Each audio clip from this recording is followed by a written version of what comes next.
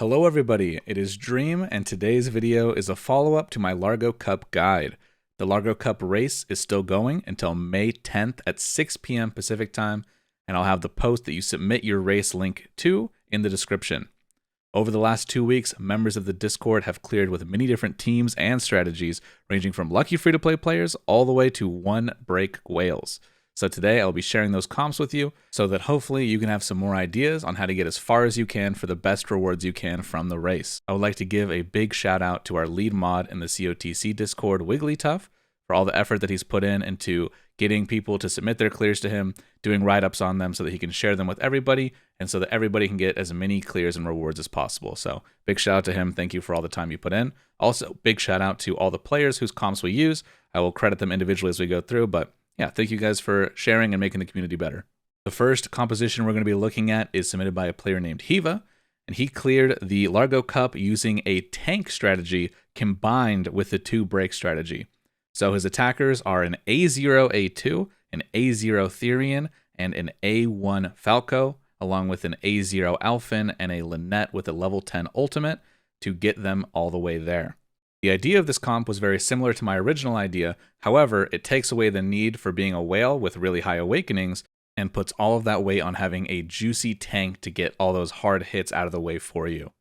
The game plan for this team is that you're going to be killing mobs and keeping your team safe with Gilderoy and with Cyrus, and then you're going to be setting up on the boss, getting as much debuffs and buffs on your team as possible, and going in and just ramming him with your low awakening thief comp. These happen to be our 3 best current EN Dagger type users, and so he is using them perfectly at really low awakening levels to show that you can still hit those HP thresholds.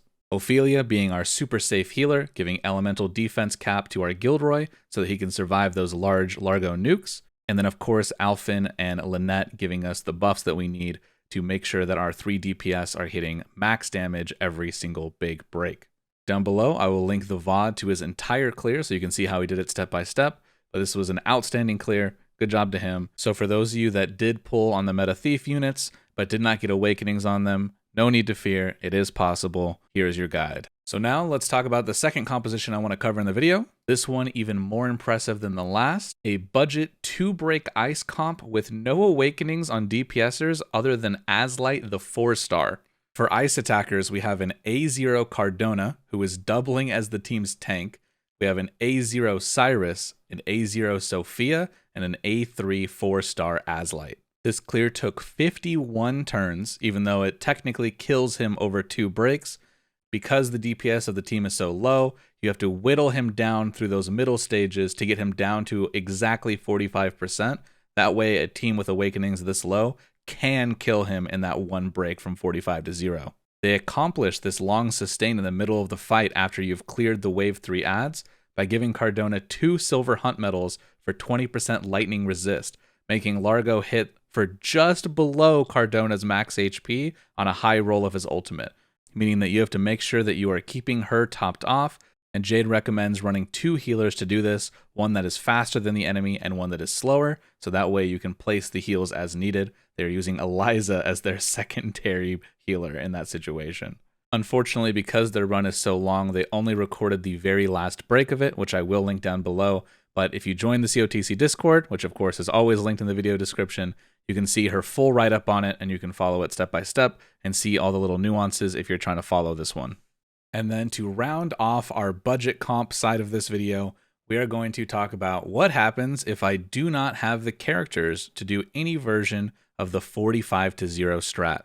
Well, my good friend Alex progged this fight blind over the course of 20 hours this week, and he got his clear fighting waves 1, 3, and 4 of this fight. So I will link his clear down below as well.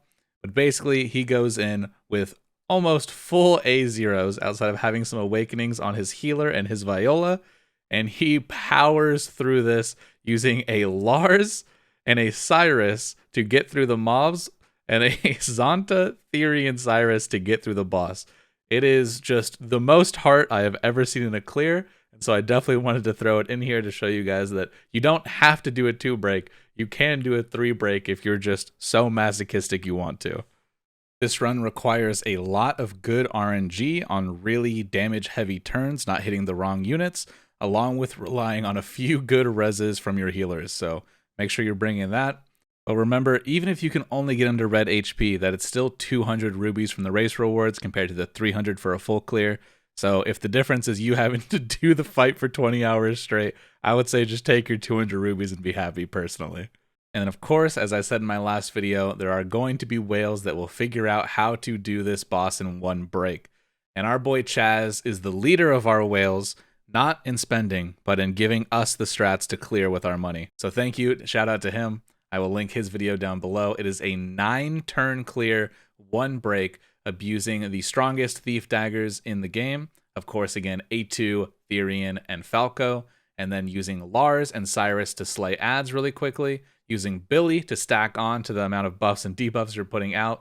A Lynette, level 10, and Alphen. And so he just goes in and he just absolutely destroys the boss over the 2 break turns in the following turn. I know that not a lot of people will be able to replicate his strat just based off of pure awakenings and pure A4s that are required to do so right now. However, I wanted to put a highlight on this because even though it's really easy to say, yeah, he spent a lot of money, he has a lot of good units, of course he made like an amazing clear, he put so much thought into theory crafting and executing this fight, and it's just, honestly, it's really amazing. It's people like Chaz why I don't say 1 break is impossible in EN on release, because it's the optimization and the thoughts that he puts into the game, and others like him, like MC and people like that, that really push the ceiling of this game forward.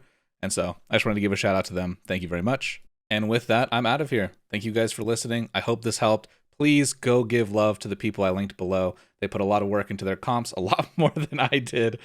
So make sure that you go show them the love. I appreciate it.